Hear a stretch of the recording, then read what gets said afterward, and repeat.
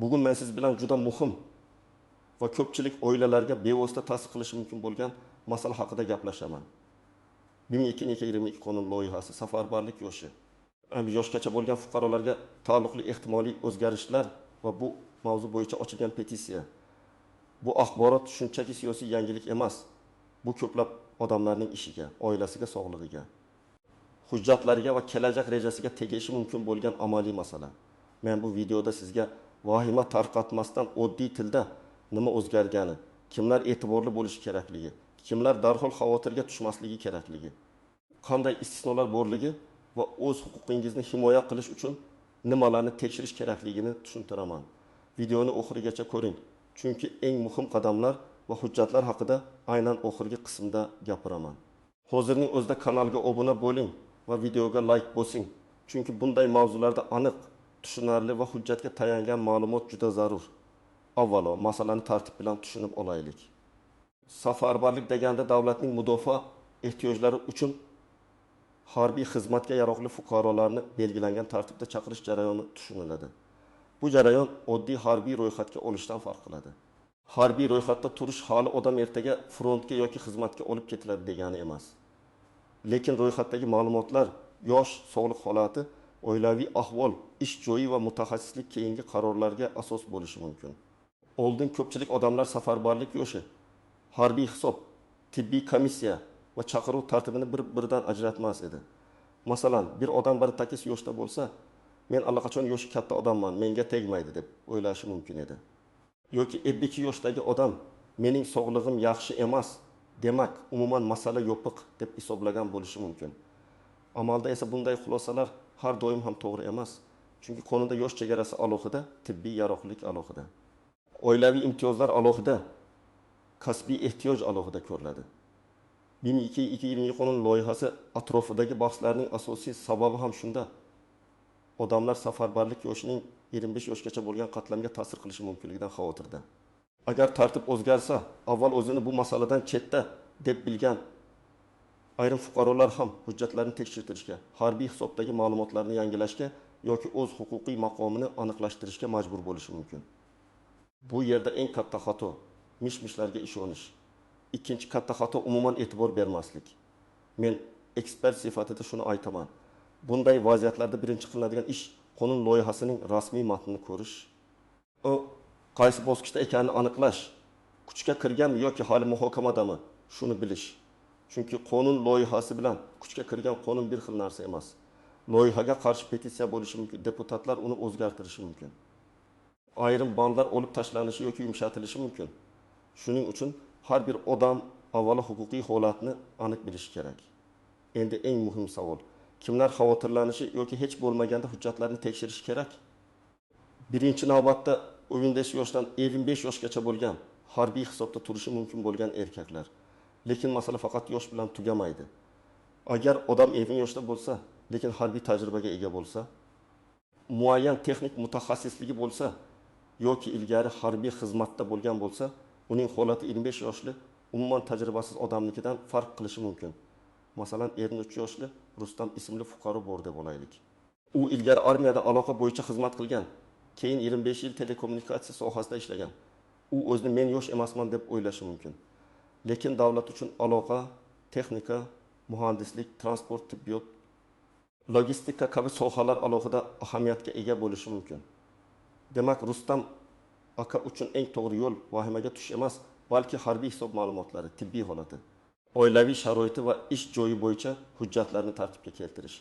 Ikkinchi misol, 26 yoshli Dilshod oilada yagona boquvchi. Uning 3 nafar voyaga yetmagan farzandi bor. Turmush o'rtog'i ishlamaydi. Ota-onasi ham uning qaramog'ida. Bunday holatda odam, men oilani boqaman, demak, menga hech narsa bo'lmaydi deb o'ylamasligi kerak. Chunki oilaviy holatni tasdiqlovchi hujjatlar bo'lmasa, og'zaki gapning o'zi yetarli bo'lmaydi.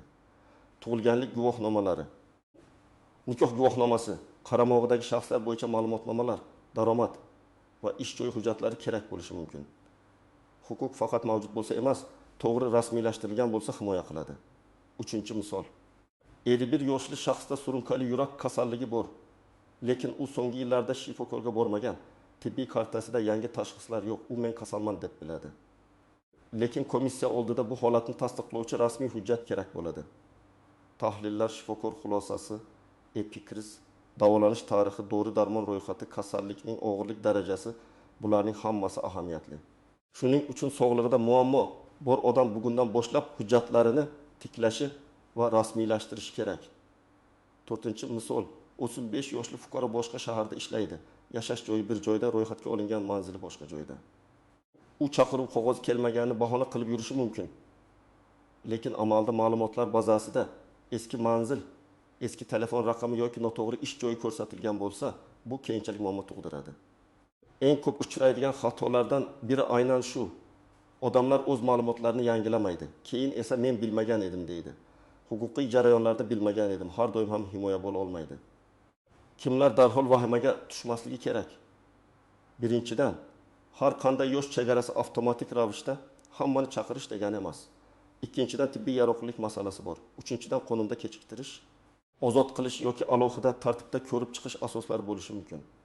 To'rtinchidan, qonun loyihasi hali kuchga kirmagan bo'lsa, u muhokama jarayonida o'zgarishi mumkin. Shuning uchun men doim aytaman, vahima emas, tekshiruv. Mish-mish emas hujjat, hissiyot emas aniq harakat. Bunday qonun loyihalarida odatda bir nechta yo'nalish bo'ladi. Birinchisi, yosh chegarasi. Ya'ni qaysi yoshdagi fuqarolar harbiy hisobda va safarbarlik doirasida ko'rilishi mumkin. Ikkinchisi, ro'yxatga olish tartibi. Davlat odamlarning manzili, ish joyi, sog'lig'i, mutaxassisligi va oilaviy holat haqida yangilangan ma'lumot olishni xohlashi mumkin. Uchinchisi, chaqiruv va javobgarlik tartibi. Bu yerda chaqiruv qog'ozini topshirish, elektron xabarnoma, ma'lumotlarni yangilash muddati, kelmaslik oqibatlari kabi masalalar bo'lishi mumkin. To'rtinchisi, istisnolar va kechiktirish asoslari. Agar 55 yoshgacha bo'lgan fuqarolar masalasi qonun loyihasida haqiqatan ham kengaytirilgan bo'lsa, bu ayniqsa 45-55 yosh oralig'idagi erkaklar uchun muhim. Chunki ular ko'pincha o'zini chaqiruv yoshidan o'tganman deb hisoblaydi. Lekin harbiy zaxira, maxsus mutaxassislik, oldingi xizmat tajribasi va sog'liq holati kabi omillar bo'lsa, ularning maqomi boshqacha baholanishi mumkin. Bu o'zgarishning ijtimoiy oqibatlari ham bor. Erkin yoshli odam ko'pincha oilada asosiy daromad keltiruvchi bo'ladi. Uning qarzlari, ipotekasi, voyaga yetmagan farzandlari, nogiron qarindoshi yoki keksa ota-onasi bo'lishi mumkin. Shu sababli qonundagi har bir so'z odamlar hayotiga real ta'sir qiladi. Petitsiyalar ham aynan shunday holatda paydo bo'ladi. Fuqarolar qonun loyihasining ayrim bandlariga rozi emasligini, uni qayta ko'rib chiqishni yoki yumshatishni so'rashi mumkin. Lekin petitsiya masalasida ham ehtiyotkorlik zarur. Har qanday internetdagi havola ishonchli emas. Ba'zan soxta sayfalar, shaxsiy ma'lumot yig'adigan saytlar yoki firibgarlik havolalari tarqaladi.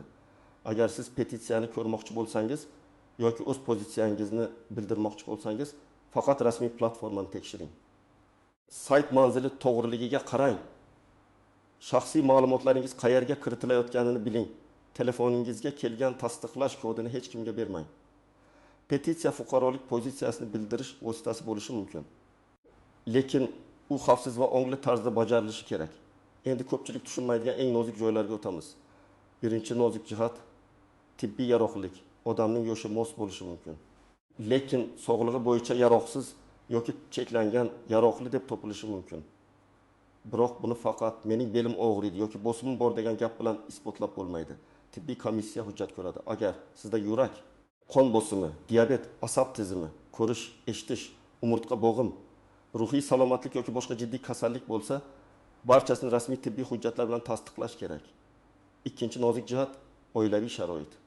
3 yoki undan ortiq farzand, nogiron farzand, qaramog'idagi nogiron shaxs, yolg'iz ota yoki yagona boquvchi kabi holatlar ayrim qonunlarda kechiktirish yoki alohida ko'rib chiqish uchun asos bo'lishi mumkin. Lekin yana qaytaraman. Hujjatsiz huquq amalda ishlamay qolishi mumkin. Agar farzandingiz bor bo'lsa, tug'ilganlik guvohnomasi kerak.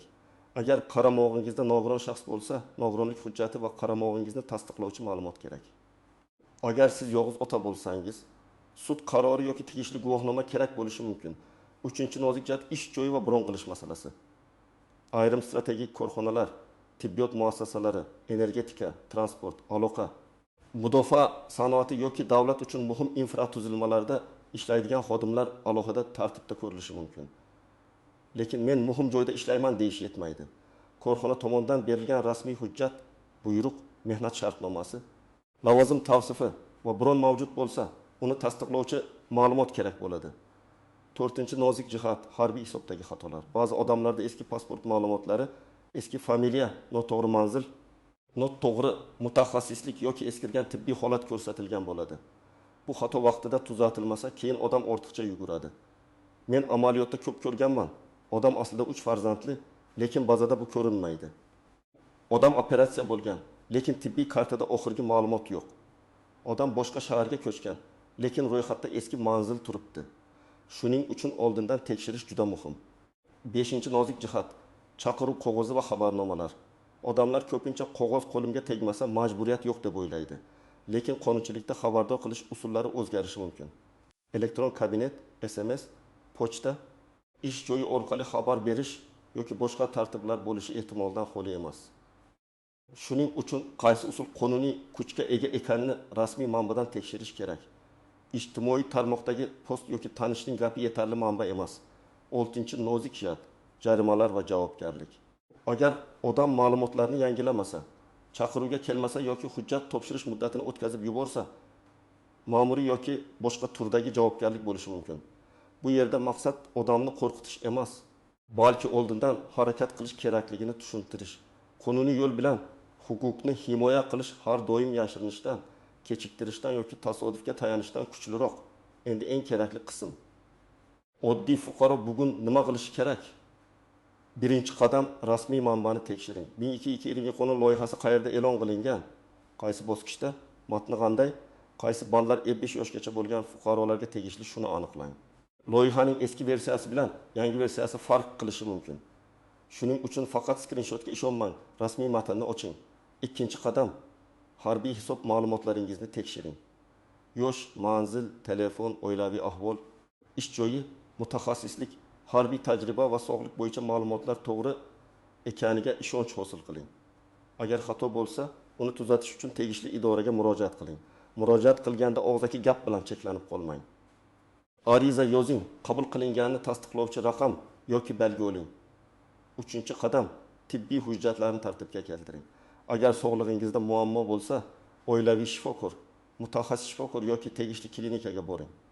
Tashxislaringizni yangilang, tahlillarni topshiring. Eski operatsiyalar, shifoxonada yotganingiz, doimiy dori ichishingiz bo'yicha hujjatlarni yig'ing. Hamma narsaning nusxasini alohida papkada saqlang. Telefoningizda suratga olib qo'yish ham foydali, lekin rasmiy qog'oz nusxa ham kerak bo'lishi mumkin. 4-qadam oilaviy hujjatlarni yig'ing. Farzandlaringizning tug'ilganlik guvohnomalari, nikoh guvohnomasi, ajrim bo'lsa sud qarori, qaramog'ingizdagi nogiron yoki keksa qarindosh bo'lsa tegishli hujjatlar, daromad va ish joyi ma'lumotnomalari kerak bo'lishi mumkin. Agar siz yagona boquvchi bo'lsangiz, buni tasdiqlovchi hujjatlar alohida ahamiyatga ega. 5-qadam ish joyingiz bilan gaplashing. Agar siz muhim korxonada yoki strategik sohada ishlasangiz, kadrlar bo'limidan o'zingizning maqomingizni so'rang. Korxona xodimlarini bron qiladimi? Sizning lavozimingiz ro'yxatga kiradimi? Buni aniqlang. Mehnat shartnomangiz, lavozim yo'riqnomangiz va ish joyidan ma'lumotnomani tayyor qilib qo'ying. 6-qadam petitsiya masalasida o'ngli qaror qabul qiling. Agar siz qonun loyihasidagi ayrim bandlarga rozi bo'lmasangiz va fuqarolik pozitsiyangizni bildirmoqchi bo'lsangiz, petitsiyani faqat rasmiy platformada tekshiring. Matnini o'qimasdan imzo qo'ymang. Petitsiya nimani talab qilyapti? Qonunni butunlay rad etishnimi? 25 yoshgacha bo'lgan bandni qayta ko'rib chiqishnimi? Istisnolarni kengaytirishnimi yoki muhokamani ochiq qilishnimi? Shuni tushunib oling. Chunki imzo bu shunchaki tugma bosish emas, bu sizning rasmiy pozitsiyangiz. 7-qadam huquqshunos bilan maslahat qiling. Ayniqsa sizda murakkab holat bo'lsa, nogiron farzand, murakkab kasallik, boshqa davlatda yashash, 2 xil manzil, eski harbiy hujjatlar, ish joyi bilan bog'liq biron masalasi yoki chaqiruv bo'yicha bahsli vaziyat. Bunday holatda umumiy video yetarli bo'lmasligi mumkin. Sizga shaxsiy hujjatlaringiz asosida maslahat kerak bo'ladi. 8-qadam ijtimoiy tarmoqlardagi vahimali xabarlarga ehtiyot bo'ling. Hamma 25 yoshgacha olib ketiladi. Ertadan boshlab hammani chaqirishadi. Hujjat topshirmasang darhol jazo bo'ladi. Kabi gaplar ko'pincha kontekstsiz tarqaladi. Har bir xabarni tekshiring. Manba qayerda? Rasmiy havola bormi? Qonun kuchga kirganmi? Qaysi sana ko'rsatilgan? Kim izoh bergan? Vahima odamni noto'g'ri qaror qabul qilishga majbur qiladi. 9-qadam barcha murojaatlarni yozma shaklda qiling. Agar siz idoraga borsangiz, arizangiz nusxasini oling. Agar elektron murojaat qilsangiz, tasdiqlovchi raqamni saqlang. Agar tibbiy ko'rikdan o'tsangiz, xulosaning nusxasini oling.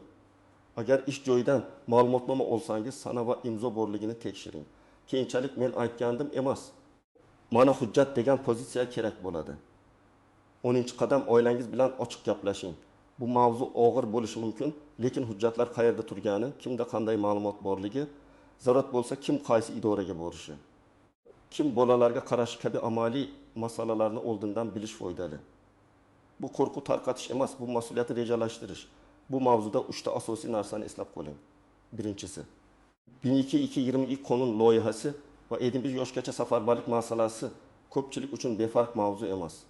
Bu ayniqsa harbiy hisobda turgan 15-75 yosh oralig'idagi harbiy tajribaga ega, texnik yoki muhim mutaxassislikka ega fuqarolar uchun dolzarb bo'lishi mumkin.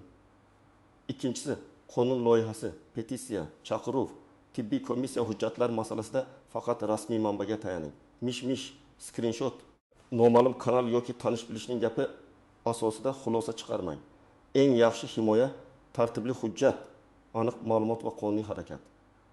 Uchinchisi, agar siz petitsiya masalasida o'z fikringizni bildirmoqchi bo'lsangiz, avval matnni o'qing, rasmiy platformani tekshiring va ongli qaror qabul qiling. Fuqarolik pozitsiyasi mas'uliyat bilan bildirganda kuchli bo'ladi. Hech kim sizning o'rningizga hujjatlaringizni tartibga keltirib bermaydi. Sog'lig'ingizni tasdiqlab bermaydi yoki oilaviy holatingizni isbotlab bermaydi. Buni o'zingiz oldindan qilishingiz kerak.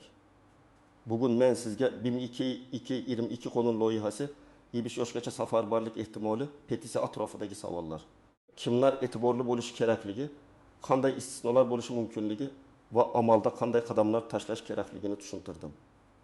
Eng muhim tavsiya, vahimaga berilmang, lekin beparvo ham bo'lmang. Rasmiy matnni tekshiring. Hujjatlaringizni yig'ing. Sog'liq va oilaviy holatingizni rasmiylashtiring. Kerak bo'lsa huquqshunosga murojaat qiling. Siz bu qonun loyihasi haqida qanday fikrdasiz? 55 yoshgacha bo'lgan fuqarolar masalasi qayta ko'rib chiqilishi kerak deb hisoblaysizmi yoki qonunda boshqa yechim bo'lishi kerakmi? Fikringizni izohlarda yozing. Video foydali bo'lgan bo'lsa, like bosing, kanalga obuna bo'ling va bu videoni yaqinlaringizga yuboring. Chunki bu ma'lumot har bir oila uchun muhim bo'lishi mumkin.